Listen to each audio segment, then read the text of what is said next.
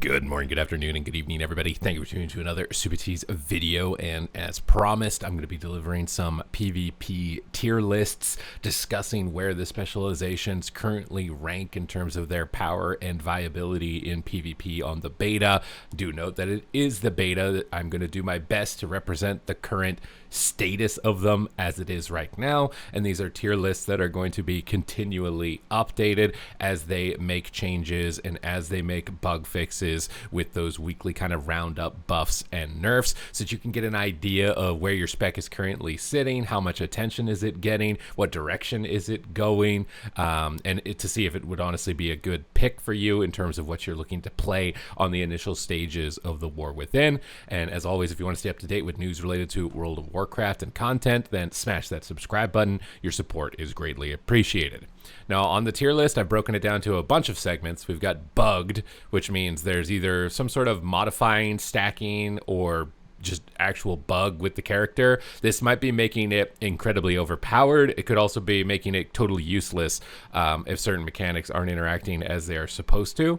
We've got God tier, which is just you're the highest damage, you're completely unkillable, you have like a decent amount of crowd control, you're basically maxed out on all of your stats that you could have available as a class in a PvP environment.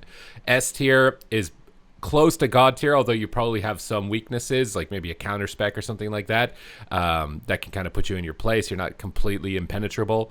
A tier is just solid all around, although you are likely going to have some counters that you're going to see quite frequently, and it's going to be difficult to survive in those scenarios. B is like, a lot of your kit is starting to lackluster, but if you're like a phenomenal player, you could probably make it work. But if you just touch it for the first time or not superb at it, it's probably going to be more of a struggle. C is continuing in that trend. And then D is like, even if you were the best player, you're going to have a really hard time making this thing work, basically, on this tier list. Now, basically, almost all of the Warlock specs right now are insanely good, although I would say that Demonology and Destro are more bugged than Affliction. Affliction is just really solid. It has really high damage output. It's very similar to how it was at the end of Dragonflight Season 4 as far as the pressure that it's able to put out in PvP. But its finishing power is a little lower. Soul Swap becoming an honor talent with an already overly saturated honor talent pool is really difficult to work with. I was honestly hoping that Soul Swap would be mixed in with Rampant Affliction's honor talent, which is you can use Unstable Affliction on multiple targets. I think it's up to 3, because you're never going to Soul Swap without Rampant Afflictions. So it basically means that if you want to run multiple UAs, you have to run Soul Swap, and then those are like auto-locked together. I think it would have made more sense for Soul Swap to just be fused in with Rampant Afflictions, because otherwise, you're not going to Soul Swap an Agony and a Corruption, right? You're only going to Soul Swap when you have an Unstable Affliction and possibly a Haunt on the target. So I would really like to see that honor talent Soul Swap just merged right in with Rampant Afflictions as far as PvP talents, because it's really oversaturated. But your damage is really solid. You still are likely going to have some difficulties, but you also have a new school of magic. I think its Malefic Rapture is now Shadow Flame or something. So if you get kicked on Fear, you can actually use Malefic Rapture, which is a massive quality of life improvement for Affliction specifically. That was one of the main pain points for it in the past, was that if you got kicked, you were just, what am I gonna do, bro? I'm kicked. I can't cast any spells. Now, if you get kicked, if you're timing your cast on Unstable Affliction or you have a UA already out, then you can Malefic Rapture and amplify your damage and get a lot of your hero talent abilities working with that. So that's a great quality of life improvement. I would say that its finishing power is still low, though, which is kind of the main problem for it. If it's a meta where it's just all about staying alive as long as possible, avoiding damage, it's going to fit in really well, but we don't know that type of information. So it's still, finishing power is kind of its weakest point, being able to execute on a kill, but it's great overall damage, great quality of life improvements with the multiple schools of magic. Would like to see the Soul Swap moved into Rampant Afflictions. You're probably still going to have some of those counter situations where, like a Demon Hunter and a Death Knight running at you, especially with Death Knights having this powerful anti-magic shield that they have. It's going to be difficult. So for me, I'm actually putting Affliction on A tier. And again, that's just with the current assessment, with the weaknesses that I see for it. And the direction that it could possibly be moving into. I think that it will likely have a hard time with how strong Death Knights are and Assassination Rogues, although it does synergize really well with Assassination Rogues, so possibly some potential compositions there. In Battlegrounds, you're going to be probably one of the top damage dealers in battleground situations. But if healers remain as they are, where they're not really expending a lot of mana, team fights often stalemate and stall a lot, I don't think Affliction's going to be, you're not going to really feel like you have a lot of impact in a battleground situation, even if you're like one of the best and doing the highest amount of damage, just because of the way the healer tuning is, assuming that the pre-patch moves forward the same way as it is into the actual game. And this is because you can't get a battleground blitz queue to pop. But from my memory of the battleground blitzes that I got like a month ago, and from how it is on the pre-patch, team fight scenarios are going to be really tough for you as Affliction. Now, Arcane Mage is God tier. Arcane Mage cannot die. It does more damage than every other spec in the game. It has great control. It can't be touched by melee. It's just completely impenetrable. It is absolutely phenomenal. Really only downside is that you do have one school of magic still, unlike Affliction Warlock. They did make Chrono Shift into a PvP talent, but it doesn't feel as competitive because the mage talents were a little bit more flexible in terms of like what you could go for or what you want to fit with your playstyle. They weren't kind of like core identifying factors like they are for Affliction. So I don't think that was like the biggest deal to lose Chrono Shift like that. And you can flip it in when you need it, because you really only need it when you're fighting melee DPS. So now it's a little bit more accessible and you get more of the damage talents from your baseline tree. I think losing Ice Nova as like an extra route to get Ring of Frost is a little bit of a hit, but it's probably felt the least by Arcane. You don't have the shatter combo of Frost, and you've already got other ways to kind of snare and move away from enemies that Ice Nova wasn't probably the biggest deal or loss for Arcane specifically. The Spell Slinger Hero Talent tree is still doing remarkable damage even despite the nerfs. It was God tier, I think, moving before this recent round of fixes, and it still is, at least in PvP. It's a great pick. It's got everything lined up for it. It's looking really strong. Augmentation Evoker, I think, really felt the nerfs that they made to its Ebon Might, which was the stacking main stat, which is intellect or agility or strength. They nerfed that by I think 1.5%, but that's to all your allies. With how strong a lot of the casters are also, it could be weaker, right? There's a lot of melee DPS that are maybe a little bit lacking, and there's a lot more casters at the moment, at least on the beta from my observations of other streamers and playing myself, is that a lot of ranged DPS feel really strong, which means AUG is going to feel weaker. AUG is a great pick into melee DPS specifically. So you want like a melee meta. So as far as meta is concerned right now, it's not really slotting in that great. The reduction in its buffs to its allies has definitely been impacted quite a lot. And I think it's going to be felt in Battlegrounds as well. I think the limited range makes you exposed to a lot of really nasty scenarios. So for me, AUG was probably God tier before this change. So, and I haven't really seen a lot of it to give it 100% of like this type of ranking. So I'm a bit hesitant to put it on B, whereas leave it on A, because it was absolutely insanely good before this recent patch build for this week, but now I feel like it's falling off from the few AUGs that I've seen. But it's AUGs that get wizard lobbies where I see them going very 0 and 6. I think if you probably get a melee lobby or a lot of melee classes in a battleground or something like that, you're probably still good. So this is probably like lobby dependent a lot. You got a lot of counter picks for you specifically, but I think the main stat nerf is also going to be felt. BM Hunter, I'm sorry guys, but this spec is Didge. This guy got hit so hard, seemingly out of nowhere, I think mostly for PvE. The nerfs to Haiti and Fenrir were like some of the biggest ones. Those wolves you summon in were adding quite a lot of damage to you specifically, but they nerfed pretty much every single one of your abilities by like 15 to 30%. And while your survivability has improved for Hunter, which is a great quality of life improvement, the hunters that I've seen that have melee running at them, they look a lot more durable, a lot more of a favorable experience overall in PvP as far as defense, and you're still going to have that as BM.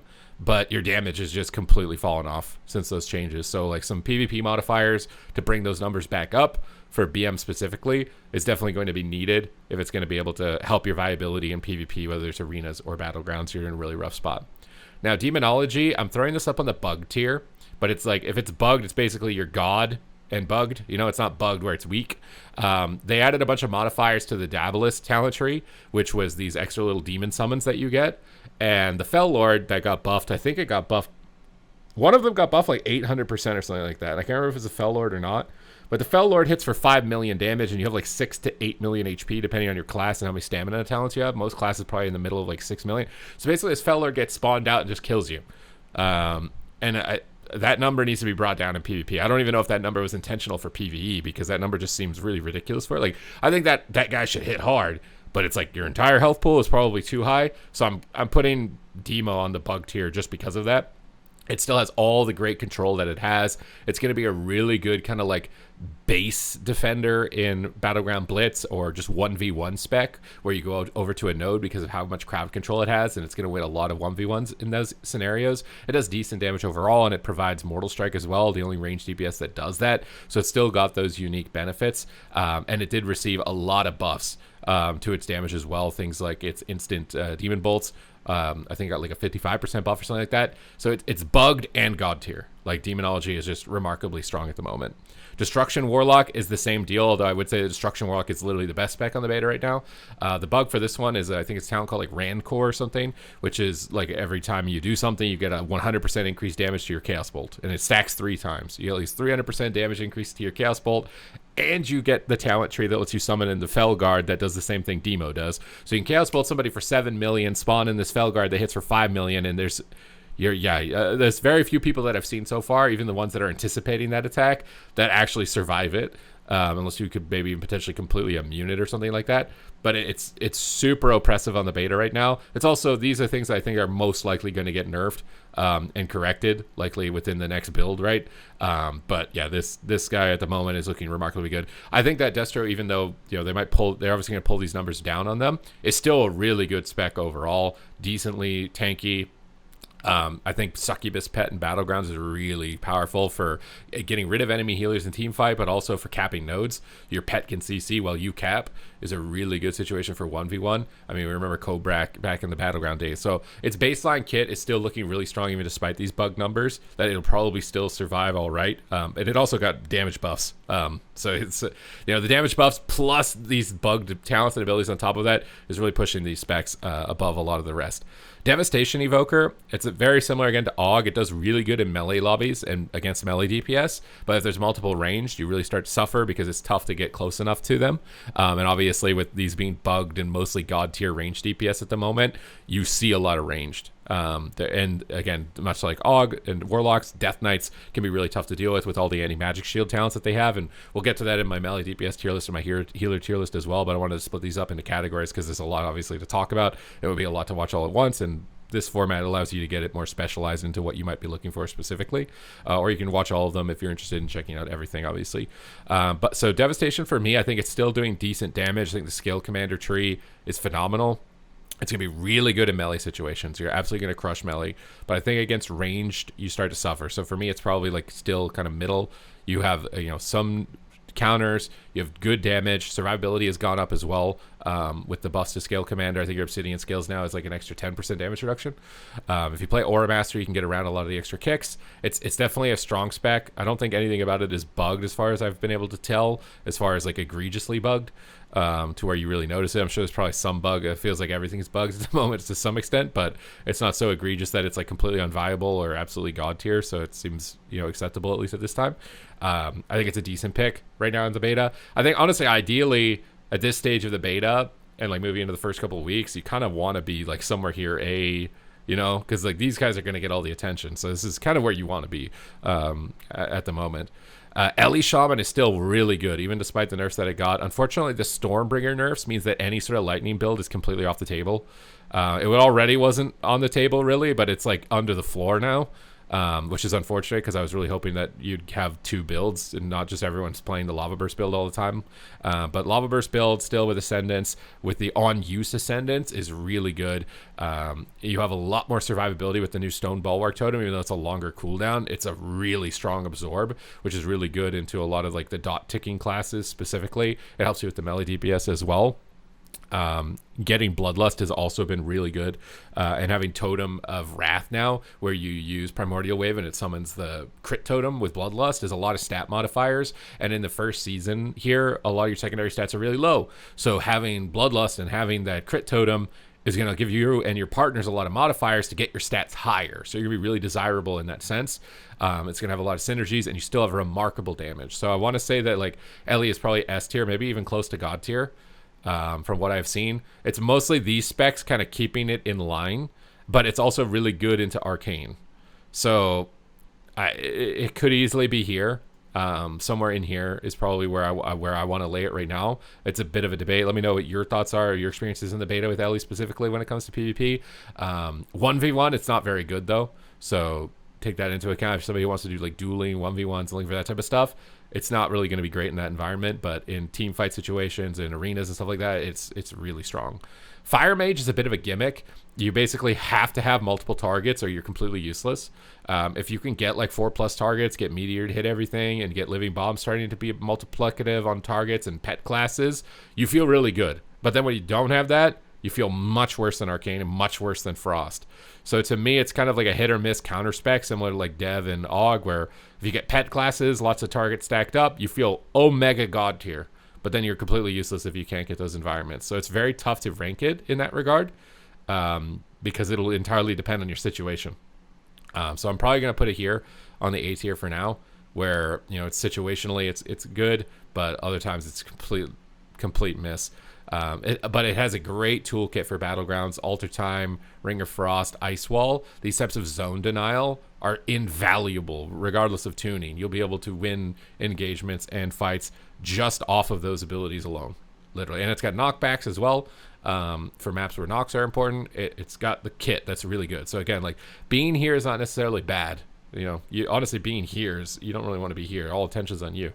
The damage buffs for Boomkin are definitely noticeable. I think Keeper of the Grove is a lot better than it was, but it kind of superseded the Galactic Guardian hero talent tree that I'm spacing out on now. It's like a loon or something like that.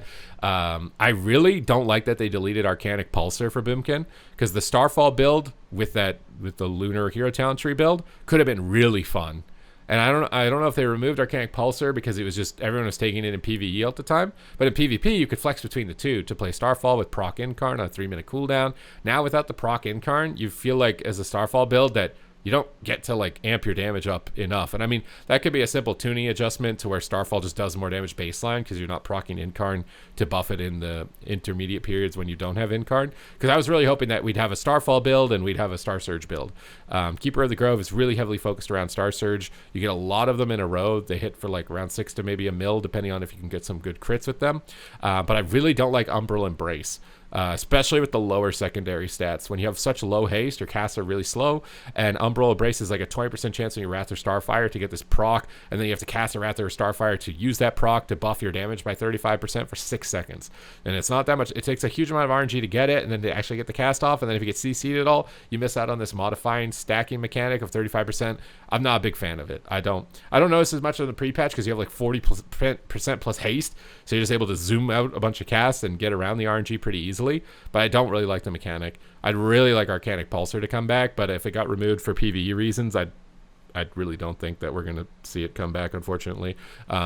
It basically means that Starfall as an option is a lot weaker.